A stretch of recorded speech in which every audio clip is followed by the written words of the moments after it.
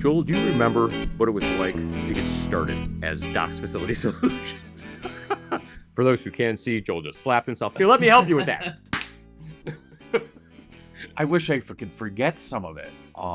Now, some of it was born out of desperation. Yeah, it was. And my consulting clients, I usually say run it concurrent with another company. Mm-hmm. I didn't have that option because my unemployment ran out. I hadn't gotten any job offers. And I basically was, what do I know that I can sell and sell now and get some money coming in? So hence Docs was born. Early on, because I had worked in this industry my entire career, even, working at a five and dime store and responsible for the cleaning, and before that, cleaning the church and the rectory that I attended as a young kid, I thought I knew a lot because I held a lot of high level positions. And that's great, but it doesn't prepare you really for ownership. Mm-hmm. There were a lot of things that kind of know, but you don't know until you're there. So you know the theory, you don't know the practice. Exactly. And one of the biggest things I would say, banking Mm-hmm. and having multiple buckets of money. In the beginning, I just dumped everything into one account and I wrote my bills out of it. And I had to pay a subcontractor for something that they did and realized I spent the money and had to call that poor subcontractor and tell them I didn't have their money and that I would make sure that they were the next person that I paid. So what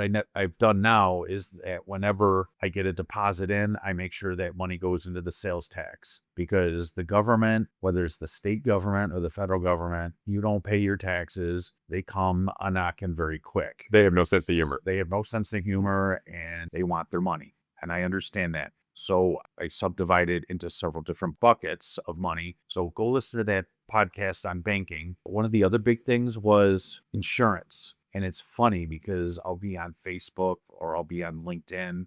I'll see these ads that come up. Janitorial insurance starting at $19 a month. Where? How? If you're popping with Q-tips.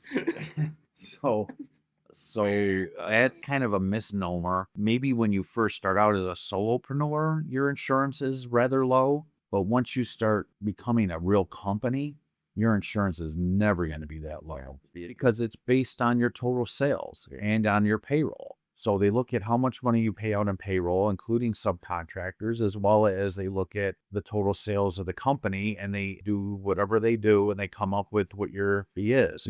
And it's also the only industry that I'm aware of that can back charge you. So at the end of the year, you've paid your insurance and then you go to requalify for the following year and you had a great year. All of a sudden they say, oh, well, we insured you last year for only this much. So they charge you for the difference between what you said you were going to do and what you actually did. Oh, Lord. So that was a revelation that I never was aware of. Mm-hmm.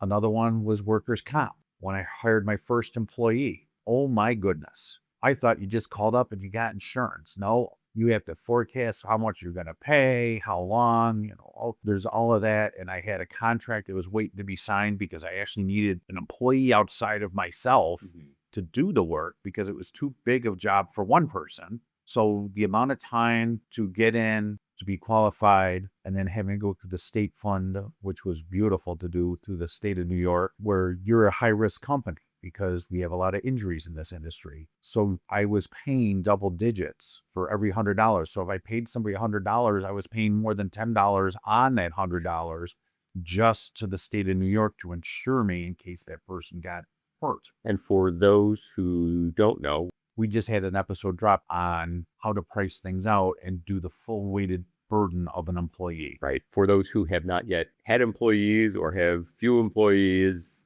it's a real shocker. It was, because you think that you pay somebody a certain dollar amount, so you're basing that when you do your pricing, and that is a common problem, even for me early on, who again thought I knew everything. Well, Joel, I also have to think, looking at some of our previous episodes, as well as the people who come into your consulting, I understand this being a real shock for someone who's been a trunk slammer. Okay, they started their business. By the way, no shade on that. It's how I started. So they start there, and I'm just simply pricing. The mop cost me this much. The materials cost me this much. Paper towels, because I wasn't smart enough to get microfibers, cost me this much. My gas. Oh, I didn't think about my gas. Nah, never worry about the gas. And then you realize that insurance on the car is an issue. Insurance on you is an issue. All the payroll taxes you pay when you might have started this under the table. When you become a legit business, you have to deal with all of that. Yes, you do. And one of the big things that you were talking about is the fact the gas. Well, how you have to figure out how many times a week do you think you're going to go to that company to go check on things or do the work, even as the owner, even when you have employees, because that's a cost to you. And a lot of people don't think about that, as well as the insurance on your vehicle.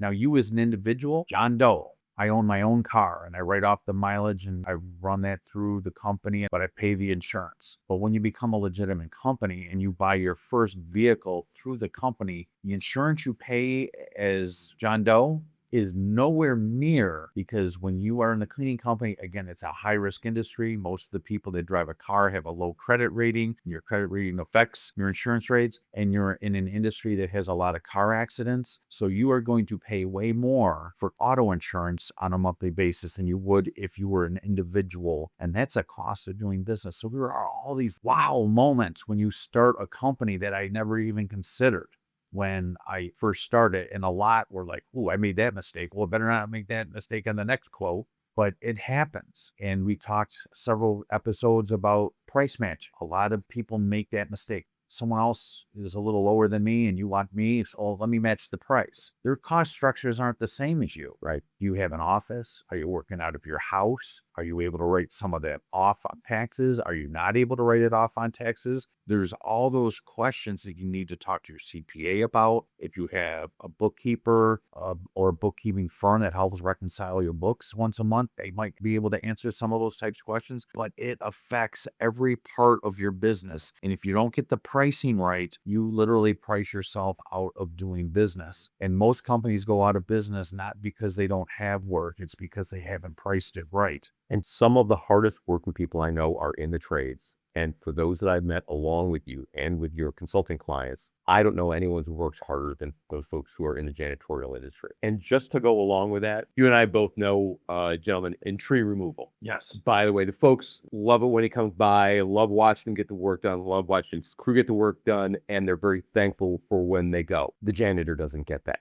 No, we really don't. The custodian walking into the restroom doesn't get the heroics. I was at a sports game recently where there was a little bit of a rain out, and they gave a standing ovation to the grounds crew for getting the baseball diamond back in order before the game could start. And they talked about it was not just the grounds crew, but management was out there helping and all these people. But they didn't say anything about the custodians that were still having to do all the work behind the scenes. And that sometimes I might take a little burn to that, because we are the ones that are often not seen. But boy, if we don't do our jobs, oh boy, we are front and center, and not for right reasons. You know, one of the things that you mentioned at the start of this was, what was it like to start my company? I thought I knew everything. I knew nothing. As we round this out for your consulting clients, so those small company owners, 1, 2, 5, 15 people, one of the things I think that they need to be prepared for personally, the owner might be able to manage that, but the staff are going to have to deal with it too. And as the owner or the manager or the supervisor, you need to be the team disciplinarian, but you also need to be the team cheerleader. Absolutely, you have to be the